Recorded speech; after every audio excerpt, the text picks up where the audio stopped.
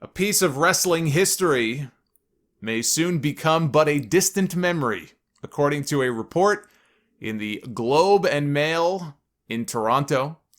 Rogers Communications is said to be looking at demolishing the Skydome, which is now called the Rogers Center. It has been called the Rogers Center now for about 15 years, but it will always be the Skydome to me.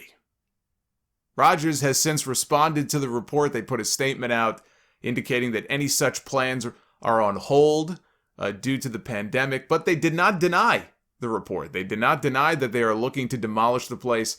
The Skydome, famously played host to two different WrestleManias. WrestleMania 6 in 1990 with Hulk Hogan against the Ultimate Warrior. And again in 2002, WrestleMania 18, Hulk Hogan back in the company for the first time in 9 years, one-on-one against The Rock. The past versus the present, even though The Rock already had one foot in the door in Hollywood. I don't know that I would call him the present, necessarily, in 2002. I feel like he was already part-time by the time you got to 2002. But it makes for a nice gimmick, right? Past versus present, then versus now. One of the biggest matches in company history. Really, two of the biggest matches in company history took place in that building. I cannot express to you how much of a big deal that Hogan Warrior match was to this young fan back then. I know Edge talks about, I think him and Christian both were in the crowd, or at least Edge was that night. Edge was, I think, the big Hogan fan, and Christian might have been the Warrior fan. There were a lot of fans who were into that match, who were influenced by that match. Hogan versus Warrior, I mean, it was just the collision of these two just mega baby faces. It was something that you just didn't see back then in WWE. But that was only a year after the building was first opened. Opened in 1989. It was the home of opened as the home of the Toronto Blue Jays. First Major League Baseball stadium with a fully retractable roof. Skydome also holds the record for the biggest audience ever for a Raw. In 1999, they had over 40,000 fans at a Raw taping early in 99. I am never not amazed when I go back and and I've seen clips occasionally floating around on Twitter of the intro that night to the show. I am never not amazed by the sea of signs that you see on camera when that show went on the air that night. They just pan and it's all you see. It's just, I mean, that was the story of the Attitude Era, but now imagine in a building that was, 3 times the normal size of a Monday Night Raw arena. I don't know how anybody saw anything with all those signs. I mean, it's a really cool sight to see, but I feel like if you were in the crowd that night, unless you were in the first 3 rows, you couldn't see shit. It's unbelievable. 40,000 people for a Monday Night Raw taping, and it didn't even air live. It was the go-home show to the St. Valentine's Day Massacre pay-per-view. I don't even think it aired on a Monday night. I think it was like a Saturday night episode of Raw, I think, or something like that. I think they had a Raw at the Georgia Dome later that year, but I'm almost positive that show in Toronto is the one that holds the record for the biggest Raw crowd ever. The Georgia Dome show probably has the second biggest crowd ever, just to show you how hot things were in that company in 99. I never got to go to a WrestleMania at Skydome, but I did get to see a Toronto Argonauts game in that building.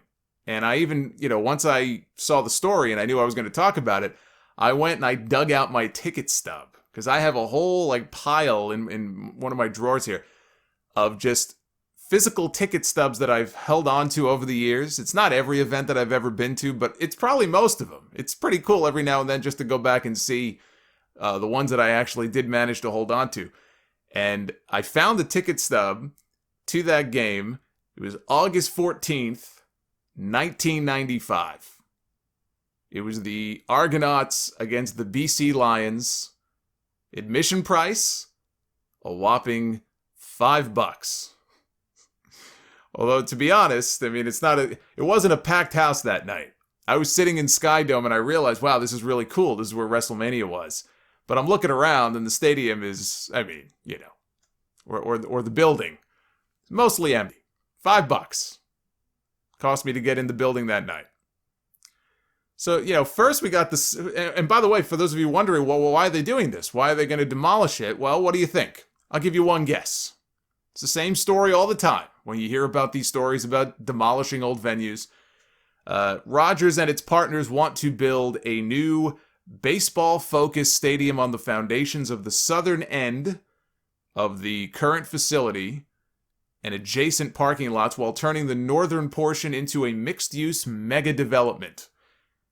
For Rogers, the article says, turning a stadium into condos and other developments would allow the company to cash in on a lucrative investment while creating a better experience for baseball fans. So first, the Silverdome is demolished.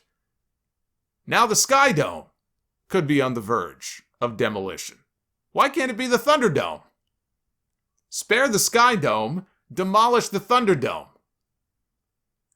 Speaking of the Thunderdome, I saw a note in the Observer this week that when WWE moves into Tropicana Field, they're moving Thunderdome into Tropicana Field in the next couple of weeks, they're going to have to contend with a colony of pigeons that live inside the roof at Tropicana Field, which means going forward, the fans won't be the only ones shitting on Raw. And finally, Kevin Nash. Kevin Nash was one of the invited guests at the Undertaker's farewell for now, last Sunday. I know you are just dying to know what Big Sexy has been up to of late. Well, you've come to the right place. From SEScoops.com and our friends over at IMDb, which is really where the news is from, Nash is the star of a new film. It is a new film, a thriller. Currently in post-production, there is no release date. It is called COVID-19 Invasion. The poster has Nash. I guess he must be the star because he's right there on the poster. He's got a nice white Santa Claus beard. He is aiming a gun at us. He looks very angry. And the description for the movie is just 2 lines. This is all we know. This is literally the only thing we know at this point about this movie. Here is the description for the film. Chinese bats invade America. It's up to Navy SEAL Team 6 to stop them. I don't know when this will be out, but I will review it for the Sound Off. I will take one for the team. I will find it. I will watch it. I will review it, as I have done on this podcast before when it comes to these independent crappy movies. I've done this a few times before. In fact, this will not be the first time I will review an independent film starring Kevin Nash. For those of you who remember, it was back on Sound Off episode 151 many years ago. I reviewed the film River of Darkness, which featured Kurt Angle as a small-town sheriff hunting down zombie versions of Kevin Nash and Psycho Sid. Which sounds better than whatever the hell this is supposed to be.